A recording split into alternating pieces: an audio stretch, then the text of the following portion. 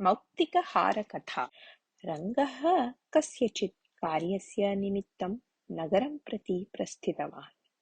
मार्गे खादनार्थं तस्य पत्नी रोटिकात्रयं दत्तवती आसीत्। अरण्यमार्गे गमनसमये अनिरीक्षिततया तस्य पुरतः कश्चित् युवकः आगतवान्। सः युवकः धनिकपुत्रः इव दृश्यते स्म। उत्तमं वस्त्रं धृतवान् आसीत् सः, परन्तु तत् वस्त्रं मलिनम् आसीत्। सः रङ्गं पृष्टवान्, प्रथमं खादितुं किमपि अस्ति चेत् ददातु इति। न ददामि इति उक्तवान् रङ्गः। तदा सः युवकः बलात् रङ्गस्य हस्ते स्थिताः सर्वाः रोटिकाः स्वीकृत्य वेगेन खादितवान्। मम खादनार्थं किमपि न अवशिष्टं खलु इति खेदम् अनुभूतवान् रङ्गः। सः युवकः तत् किमपि अनवलोक्य समीपे स्थितं भद्रगिरिनामं ग्रामं भवान् जानाति वा इति रङ्गं पृष्टवान्। रङ्गः आम्, भद्रगिरिं जानामि अहम् इति उक्तवान्। नगरतः भद्रगिरिगमनसमये अरण्ये मार्गभ्रष्टः जातः अहम्। दिनद्वयम् आहारः न आसीत्।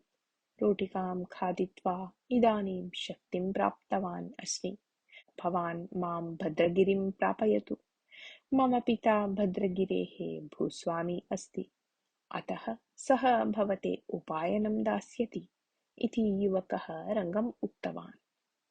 उपायनस्य इच्छया रङ्गः तं युवकं भद्रगिरिं प्रापितवान्। तदा भूस्वामी सन्तोषेण रङ्गाय एकम् अमूल्यं मौक्तिकहारं दत्तवान्। तादृशं महत् उपायनं लभ्येत इति रङ्गः न ऊहितवान् आसीत्। सः मौक्तिकहारः अमूल्यः आसीत्, अतः रङ्गस्य सन्तोषः वर्णनातीतः अभवत्। रङ्गः हारं कण्ठे धृतवान्। सः नगरं न गतवान् एव, साक्षात् ग्रामम् आगतवान्। परिचितानां पुरतः स्वस्य भावस्य कथने महती त्वरा आसीत् तस्य। मार्गे प्रथमं गोविन्दः तेन दृष्टः। त्वरया कुत्रापि गच्छन्तं तम् अवरुध्य, मम कण्ठे मौक्तिकहारं दृष्टवान् खलु भवान्? मया यः उपकारः कृतः तस्य प्रतिफलरूपेण एतं हारं भद्रगिरिभूस्वामी मह्यम् उपायनरूपेण दत्तवान् इति उक्तवान् रङ्गः। गोविन्दः तस्मिन् विषये अवधानम् अदत्त्वा सोमस्य पुत्र्याः विवाहः निश्चितः अस्ति इति वार्ता। समग्रग्रामे एव एषा वार्ता सन्तोषकरी अस्ति। सोमस्य साहाय्यं कर्तुं प्रस्थितः अहम्। भवान् अपि मया सह सोमस्य गृहम् आगच्छति वा इति रङ्गं पृष्टवान्। सोमस्य पुत्री अत्यन्तं बुद्धिमती, कष्टेन कार्यं करोति स्म, सुन्दरी अपि आसीत्, परन्तु सा बलिरा, अतः तस्याः विवाहार्थं कष्टम् आसीत्। ग्रामे सर्वेपि सोमम् इच्छन्ति स्म। एतं विषयं रङ्गः अपि जानाति स्म। तथापि मम सौभाग्यस्य विषये एषः अवधानम् अदत्त्वा अन्यम् एव विषयं वदन् अस्ति इति चिन्तयन् रङ्गः मम अन्यत् कार्यमस्ति इति उपेक्षामिश्रितस्वरेण उक्त्वा अग्रे प्रस्थितः। तावती काले शालाशिक्षकः पूर्णानन्दः पुरतः आगतवान्। रङ्गः हारं शिक्षकाय दर्शयन्, एषः सामान्यः हारः न, एषः मौक्तिकहारः भद्रगिरिभूस्वामिना उपायनरूपेण मह्यं दत्तः इति उक्तवान्। तथा वा, सम्यक् अस्ति हारः इति औपचारिकरूपेण उक्त्वा अस्माकं ग्रामस्य पण्डितं रामशास्त्रिणं राजधान्यां महाराजः सम्मानितवान्। एषः ग्रामस्य सन्तोषस्य विषयः। रामशास्त्री ह्यः राजधानीतः प्रत्यागतवान् अस्ति। तं द्रष्टुं गच्छन् अस्मि अहम्। भवान् अपि आगच्छति वा इति रङ्गं पृष्टवान् शिक्षकः। मया किमपि उच्यते, एषः तु अन्यत् एव वदन् अस्ति इति मनसि एव चिन्तयन् रङ्गः मम अन्यत् कार्यम् अस्ति, अहं न आगच्छामि इति पूर्णानन्दम् उक्त्वा अग्रे गतवान्। किञ्चित् अग्रे गमनानन्तरं रङ्गः नागराजं दृष्टवान्। त्वरया गच्छन्तं रङ्गम् अवरुध्य नागराजः, भवतः कण्ठे किमपि प्रकाशते किल? हारः वा? आपणे क्रीतवान् वा भवान्? हारे मौक्तिकम् अस्ति इव भासते। तत् कृत्रिमम् उत वास्तविकम्? मूल्यं कियत् दत्तम्? इति प्रश्नान् पृष्टवान्। स्वस्य वचनात् पूर्वम् एव हारस्य विषयं नागराजः पृष्टवान् इति कारणतः सन्तुष्टः रङ्गः, एषः नूतनमौक्तिकहारः। अमूल्यम् एतं मौक्तिकहारं भद्रगिरिभूस्वामी उपायनरूपेण मम कण्ठे स्थापितवान् इति उच्चैः उक्तवान्। नागराजस्य रङ्गम् अन्यत् किमपि पृष्टवान्। रङ्गः उत्तररूपेण किञ्चित् उक्तवान्, किन्तु नागराजः तत् किञ्चित् अपि सम्यक् अश्रुत्वा, भवान् जानाति खलु वेङ्कटेशस्य क्षेत्रम् उत्तमं नास्ति इति। वर्षद्वयतः अनावृष्टिकारणतः तत्र फलोदयः न जातः आसीत्। ह्यः तस्य क्षेत्रस्य कूपे जलम् आगतम् इति श्रूयते। वेङ्कटेशस्य कष्टं परिहृतम् इति कारणतः ग्रामजनाः सर्वे सन्तुष्टाः सन्ति। अहं वेङ्कटेशम् अभिनन्दनवचनानि वक्तुं गच्छन् अस्मि। भवान् अपि आगच्छति वा इति पृष्टवान्। रङ्गः नितरां कुपितः। यः कोऽपि मम अदृष्टं न श्लाघते किल? भूस्वामी किमर्थं हारं दत्तवान् इति कोऽपि न पृच्छति किल इति चिन्तयन् सः अग्रे गतवान्। अग्रे अन्ये मिलिताः चेदपि तैः सह सम्भाषणम् अकृत्वा गृहं प्राप्तवान् रङ्गः। तस्य पत्नी मौक्तिकहारं दृष्ट्वा प्रवृत्तं सर्वं पृष्ट्वा, अहो कीदृशं सौभाग्यम् अस्माकं! बहुभ्यः वर्षेभ्यः मौक्तिकहारः प्राप्तव्यः इति स्वप्नं पश्यामि स्म। अद्य तत् सिद्धम् इति सन्तोषेण उक्तवती। एषः हारः पुरुषैः धरणीयः। भूस्वामी स्वकण्ठतः निष्कास्य मह्यं दत्तवान् इति पत्नीम् उक्तवान् रङ्गः। तदा तस्य पत्नी उच्चैः हसित्वा, हारधरणे स्त्रीपुरुषभेदः नास्ति।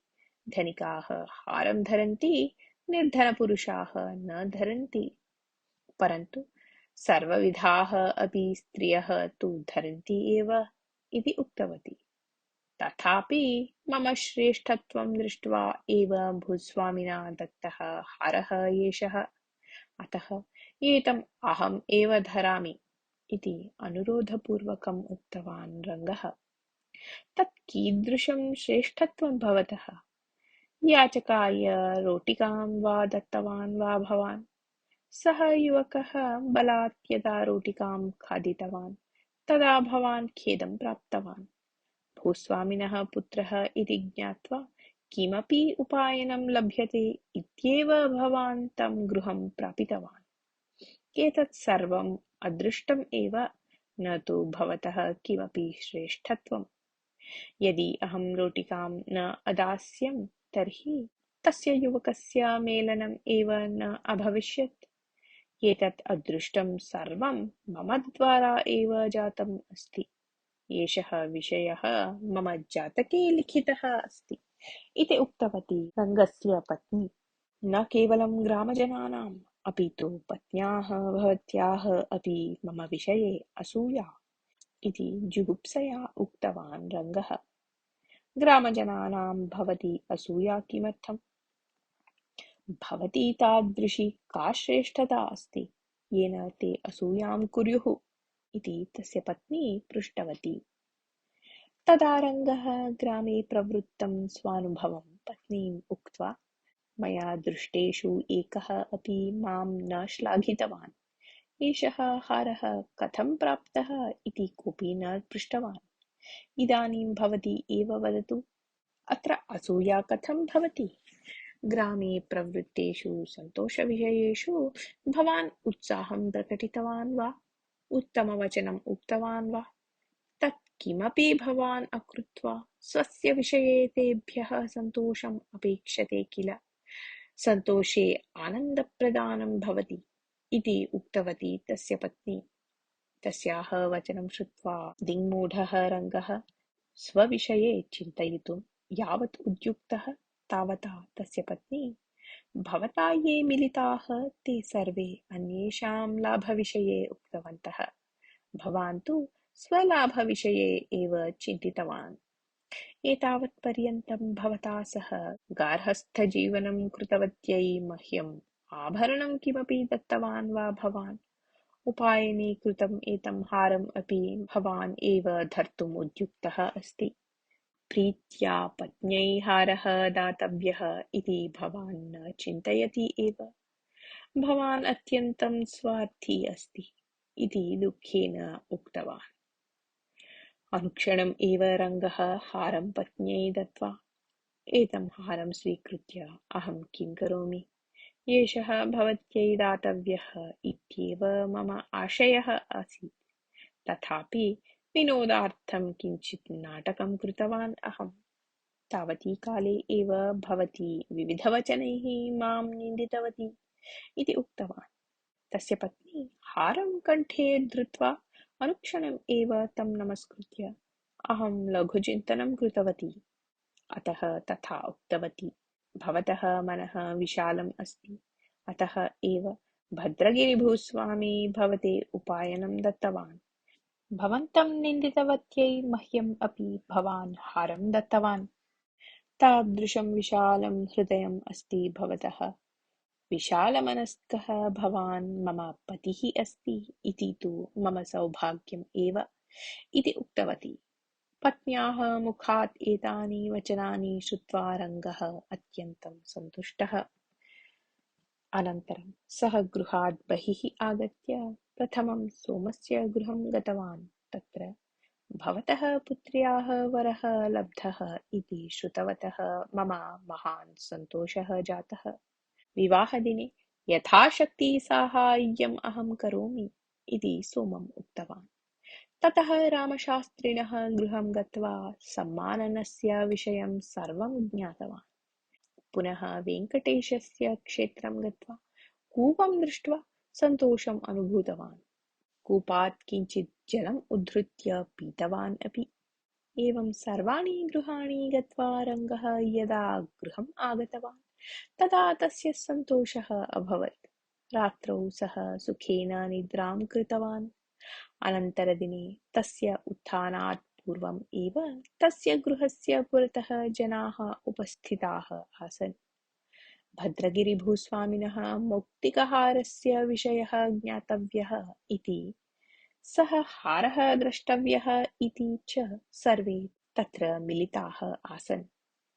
कथा समाप्ता।